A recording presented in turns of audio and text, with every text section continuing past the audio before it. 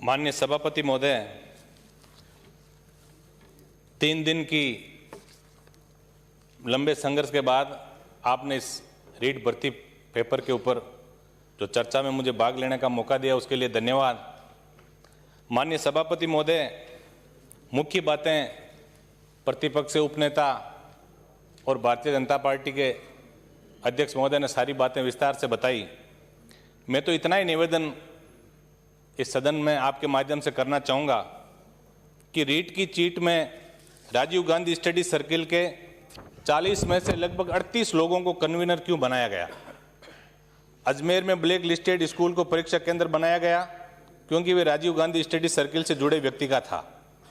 रीट के पेपर के मुद्रण का नाम सरकार के एक मंत्री के कहने से उसी प्रिंटिंग प्रेस को दिया गया, जिसके कारण खुद मंत्री जी को बोर्ड अध्यक्ष रहते हुए इस्तीफा देना पड़ा था।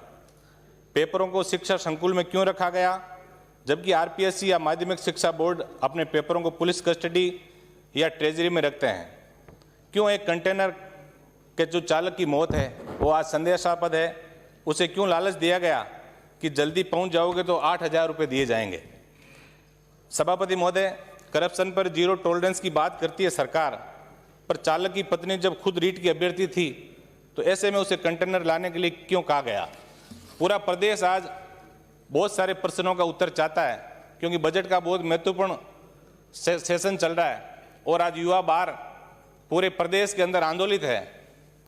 बोर्ड के अध्यक्ष डॉक्टर डीपी जारोली को चेयरमैन बनाने से पहले क्या उन्हें परीक्षा आयोजन का अनुभव था? क्या वे परीक्षा नियंत्रक थे?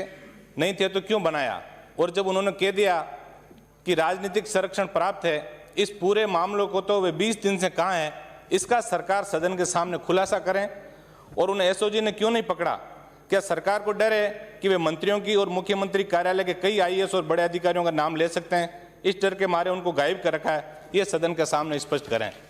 माननीय सभापति महोदय, प्रदेश में आरपीएससी समेत सभी प्रमुख भर्ती संस्थाओं के मुखिया का चयन राजनीतिक स्तर पर नहीं हो, उसके लिए प्रत्यक्ष से कानून बने और उसमें उसे परीक्षा आयोजन का अनुभव, पेपर का अनुभव, साथ ही उस पर शैक्षिक पृष्ठभूमि से जुड़ा हुआ होना चाहिए।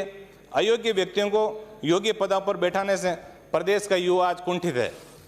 सभापति महोदय, बड़ी हंसी की बात है कि जिस व्यक्ति ने अपने जीवन में कभी किसी की परीक्षा नहीं ली, वे आरपीएससी का चेयरमैन बन जाता है, वे राजस्थान माध्यमिक शिक्षा बोर्ड का चेयरमैन बन जाता है, वे राजस्थान अधीनस्थ सेवा बोर्ड का चेयरमैन बन जाता है। तो आखिर हम राजनीति के चलते युवाओं के भविष्य के साथ कुठाराघात क्यों कर रहे हैं? जब किसी संस्था का मुखिया उसकी पूरी प्रक्रिया को जानता ही नहीं है और उसको अपने अध्यक्ष बना दिया तो बेड़ा गर्क होना तो तय है। ये राजनीतिक नियुक्तियां उन लोगों की होती है जो सीएम साहब के सब्जी ले जाते हैं, वे आरपीएससी चेयरमैन बन जाते हैं, वे बोर्ड के चेयरमैन बन जाते हैं। तो वो क्या न्याय करेंगे? वे युवाओं के भविष्य को क्या ध्यान रखेंगे?